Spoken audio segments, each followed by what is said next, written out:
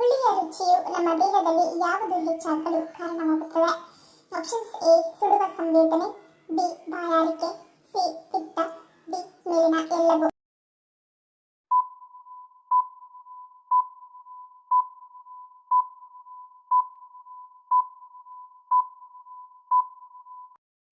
Option D ಮೇಲಿನ ಎಲ್ಲವೂ.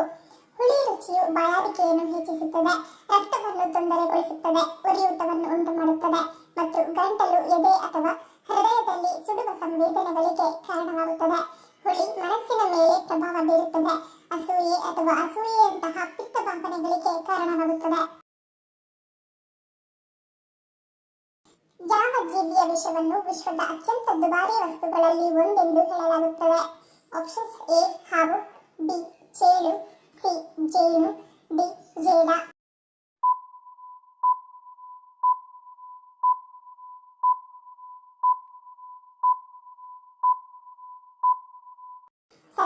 Option D ಚೇಳು. ಚೇಳಿನ ವಿಷವು ವಿಶ್ವದ ಅತ್ಯಂತ ದುಬಾರಿ ವಸ್ತುಗಳಲ್ಲಿ ಒಂದೆಂದು ಗುರುತಿಸಲ್ಪಟ್ಟಿದೆ, ಏಕೆಂದರೆ 1 ಗ್ರಾಂ ಚೇಳಿನ ವಿಷದ ಬೆಲೆಯು ಈಗ ಸುಮಾರು 8,60,000 ರೂಗಳಷ್ಟಾಗಿದೆ. ಆರಂಭದಲ್ಲಿ ಇದನ್ನು ಕೇಳುವಾಗ ಶಾಕ್ ಆಗಬಹುದು, ಅಲ್ಲದೆ ಇದೆಷ್ಟು ದುಬಾರಿ ಎಂದು ಅನಿಸಬಹುದು. ಆದರೆ ಇದಕ್ಕೆ ಹಲವು ಕಾರಣಗಳಿವೆ. ಚೇಳಿನ ವಿಷವನ್ನು ಸಂಗ್ರಹಿಸುವುದು ತುಂಬಾ ಕಷ್ಟ. 1 ಗ್ರಾಂ ವಿಷವನ್ನು ಸಂಗ್ರಹಿಸಲು ನೂರಾರು ಮತ್ತು ಸಾವಿರಾರು ಚೇಳುಗಳಿಂದ ವಿಷವನ್ನು ತೆಗೆದುಕೊಳ್ಳಬೇಕಾಗುತ್ತದೆ, ಏಕೆಂದರೆ ಪ್ರತಿ ಚೇಳು ಕೇವಲ 2 ಮಿಲಿಗ್ರಾಂ ವಿಷವನ್ನು ಹೊಂದಿರುತ್ತದೆ. ಇದಲ್ಲದೆ ಈ ವಿಷವನ್ನು ವಿಶೇಷ ವಿದ್ಯುತ್ ವಿಧಾನವನ್ನು ಬಳಸಿ ಸಂಗ್ರಹಿಸಲಾಗುತ್ತದೆ. ಇದು ದುಬಾರಿ ಮತ್ತು ಅಪಾಯಕಾರಿ ಪ್ರಕ್ರಿಯೆ. ಆದ್ದರಿಂದ ಚೇಳಿನ ವಿಷದ ಬೆಲೆ ತುಂಬಾ ಹೆಚ್ಚಾಗಿದೆ. ದೇವಸ್ಥಾನದ ಸುತ್ತ ಪ್ರದಕ್ಷಿಣೆ ಹಾಕುವುದರ ವೈಜ್ಞಾನಿಕ ಕಾರಣವೇನು? ಆಪ್ಷನ್ಸ್: ಎ ಶಕ್ತಿ ಪೂರೈಕೆ, ಬಿ ಇಮ್ಯುನಿಟಿ ಹೆಚ್ಚಳ, ಸಿ ಸೋಂಕು ತಡೆ, ಡಿ ಒತ್ತಡ ನಿವಾರಣೆ.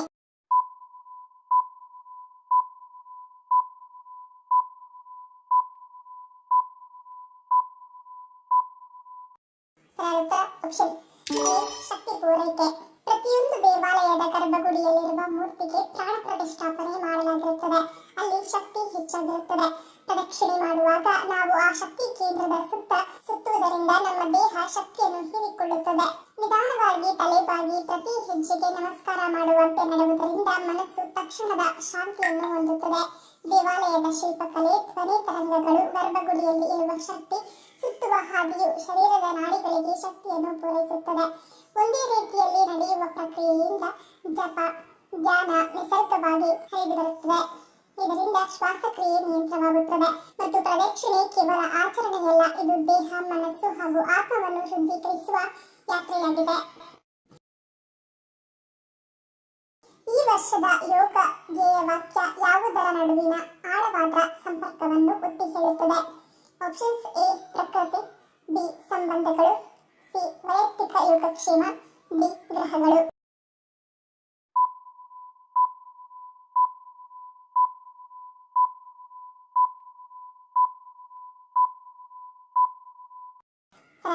ಆಪ್ಷನ್ ಸಿ ಮತ್ತು ಡಿ.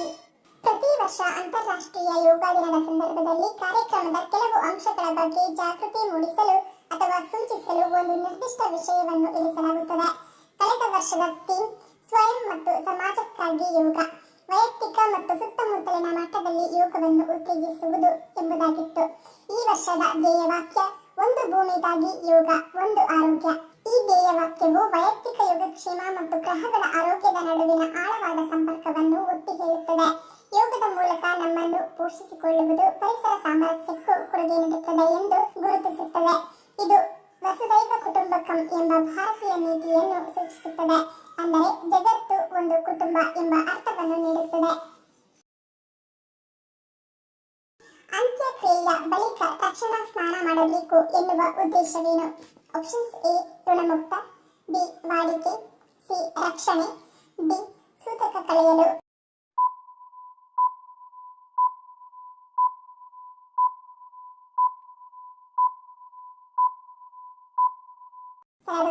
ಆಪ್ಷನ್ ಸಿ ರಕ್ಷಣೆ. ಧಾರ್ಮಿಕ ಕಾರಣಗಳ ಪ್ರಕಾರ ಸ್ಮಶಾನದ ಮೈದಾನವು ನಕಾರಾತ್ಮಕ ಶಕ್ತಿಯಿಂದ ತುಂಬಿರುತ್ತದೆ. ಈ ನಕಾರಾತ್ಮಕ ಶಕ್ತಿಯು ಸ್ಥಳಕ್ಕೆ ಭೇಟಿ ನೀಡುವ ಜನರಿಗೆ ಹಾನಿ ಮಾಡುತ್ತದೆ. ಆದ್ದರಿಂದ ನಕಾರಾತ್ಮಕ ಶಕ್ತಿಯನ್ನು ತೊಡೆದುಹಾಕಲು ಮತ್ತು ದೇಹವನ್ನು ಶುದ್ಧೀಕರಿಸಲು ನೀರಿನ ಮೂಲಕ ಸ್ನಾನ ಮಾಡಿಕೊಳ್ಳಬೇಕು ಎಂದು ಹೇಳಲಾಗುತ್ತದೆ.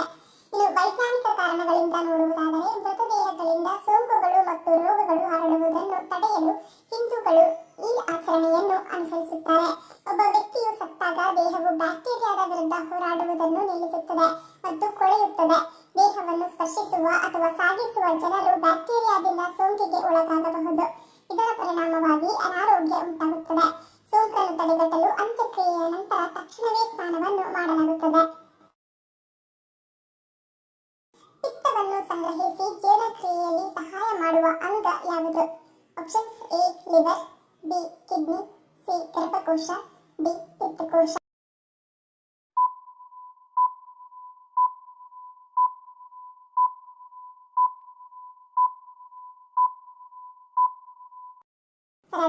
ಆಪ್ಷನ್ ಡಿ ಪಿತ್ತಕೋಶ. ಪಿತ್ತಕೋಶವು ಲಿವರ್ನ ಸಮೀಪದಲ್ಲಿರುವ ಒಂದು ಚಿಕ್ಕ ಅಂಗ. ಇದು ಪಿತ್ತವನ್ನು ಸಂಗ್ರಹಿಸಿ ಜೀರ್ಣಕ್ರಿಯೆಯಲ್ಲಿ ಸಹಾಯ ಮಾಡುತ್ತದೆ. ಇದರ ಅಸ್ವಸ್ಥತೆ ನಿಮಗೆ ಏನೆಲ್ಲ ಲಕ್ಷಣಗಳನ್ನು ನೀಡುತ್ತವೆ ಎನ್ನುವುದನ್ನು ನೋಡುವುದಾದರೆ ಹೊಟ್ಟೆಯ ಮೇಲ್ಭಾಗ ಉಬ್ಬುವುದು, ಭಾರ ಎನಿಸುವ ಸೂಚನೆ ಕಂಡು ಬಂದರೆ ಪಿತ್ತಕೋಶದ ತೊಂದರೆ ಇರಬಹುದು.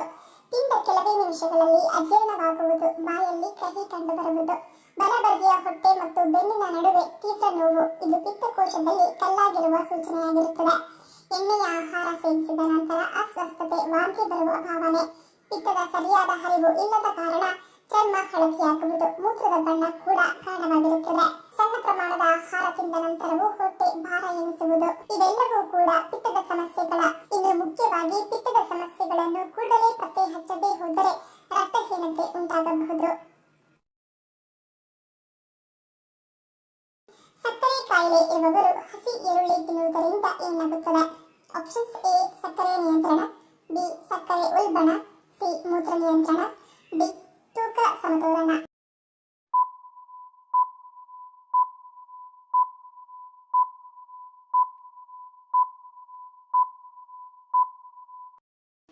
ಆಪ್ಷನ್ ಎ ಸಕ್ಕರೆ ನಿಯಂತ್ರಣ.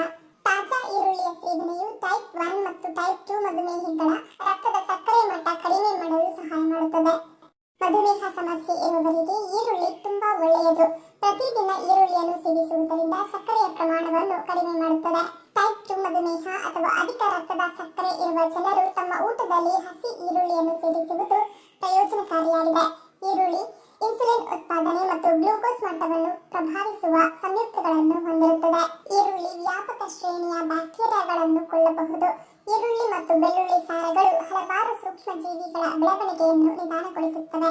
ಇದು ರಕ್ತದ ಸಕ್ಕರೆ ನೈಸರ್ಗಿಕವಾಗಿ ನಿಯಂತ್ರಣ ಮಾಡುತ್ತದೆ ಹಾಗೂ ಮಧುಮೇಹಿಗಳಿಗೆ ಈರುಳ್ಳಿ ರಾಮಬಾಣವಾಗಿ ಕೆಲಸ ಮಾಡುತ್ತದೆ.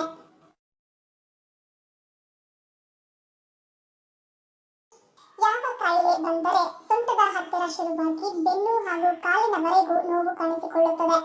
ಆಪ್ಷನ್ಸ್ ಎ ಕಿಡ್ನಿ ಹಾನಿ, ಬಿ ಮೂಳೆ ಸವೆತ, ಸಿ ರಕ್ತಹೀನತೆ, ಡಿ ಸಂಧಿವಾತ.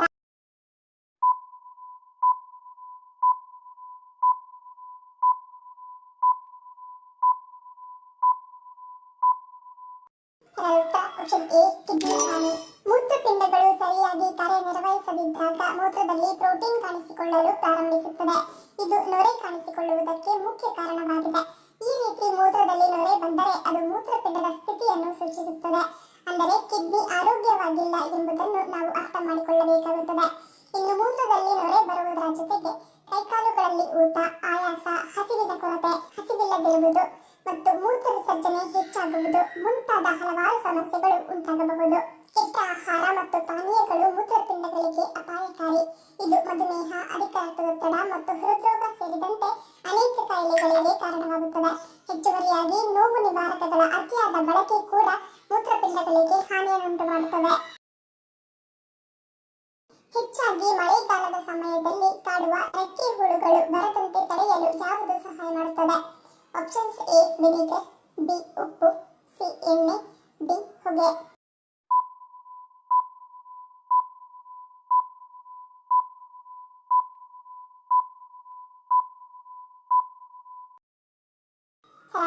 ಆಪ್ಷನ್ ಎ ಮತ್ತು ಬಿ. ಕೀಟಗಳನ್ನು ತೆಗೆದುಹಾಕಲು ಬಿಳಿ ವಿನಿಗರ್ ಸಹ ಬಳಸಬಹುದು. ವಿನಿಗರ್ ವಾಸನೆಯಿಂದಾಗಿ ಕೀಟಗಳು ಓಡಿ ಹೋಗುತ್ತವೆ. ಸ್ಪ್ರೇ ಬಾಟಲಿಯಲ್ಲಿ ವಿನಿಗರ್ ತುಂಬಿಸಿ ಕೀಟಗಳ ಮೇಲೆ ಸಿಂಪಡಿಸಿ ಅಥವಾ ವಿನಿಗರ್ ನೀರಿನಿಂದ ನೆಲವನ್ನು ಒರೆಸಿ. ಹೀಗೆ ಮಾಡುವುದರಿಂದ ಕೀಟಗಳು ನೆಲದಿಂದ ಓಡಿ ಹೋಗುತ್ತವೆ. ಮತ್ತು ಉಪ್ಪು ಸಹ ಉತ್ತಮ ಮನೆಮದ್ದು ಎಂದು ಸಾಬೀತಾಗಿದೆ. ಕೀಟಗಳನ್ನು ಕೊಲ್ಲಲು ಉಪ್ಪು ಅಥವಾ ಉಪ್ಪು ನೀರನ್ನು ಅವುಗಳ ಮೇಲೆ ಸಿಂಪಡಿಸಬಹುದು. ಇದು ಕೀಟಗಳನ್ನು ಕೊಲ್ಲುತ್ತದೆ.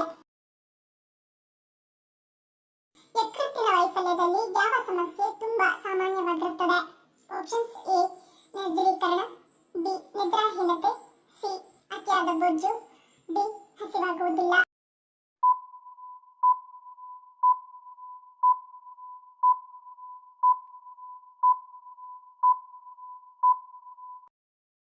ಆಪ್ಷನ್ ಬಿ ನಿದ್ರಾಹೀನತೆ. ಯಕೃತ್ತು ವೈಫಲ್ಯದಲ್ಲಿ ನಿದ್ರಾ ಸಮಸ್ಯೆಗಳು ತುಂಬಾ ಸಾಮಾನ್ಯವಾಗಿರುತ್ತವೆ.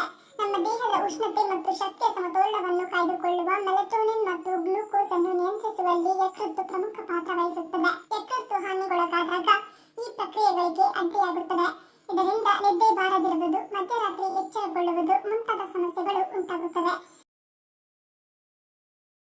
ಧನ್ಯವಾದಗಳು. ನಿಮ್ಮ ಪ್ರೀತಿಯ ಲೈಕ್ ಕೊಟ್ಟು ಪ್ರೋತ್ಸಾಹಿಸಿ. ಇನ್ನು ಹೆಚ್ಚಿನ ಮಾಹಿತಿಗೆ ನಮ್ಮ ಚಾನೆಲ್ ಸಬ್ಸ್ಕ್ರೈಬ್ ಮಾಡಿ, ಪಕ್ಕದಲ್ಲಿರುವ ಬೆಲ್ ಬಟನ್ ಕ್ಲಿಕ್ ಮಾಡಿ. ಇನ್ನೊಂದು ಇಂಟ್ರೆಸ್ಟಿಂಗ್ ಪ್ರಶ್ನೆಗಳೊಂದಿಗೆ ಸಿಗ್ತೀನಿ. Love you all. Take care.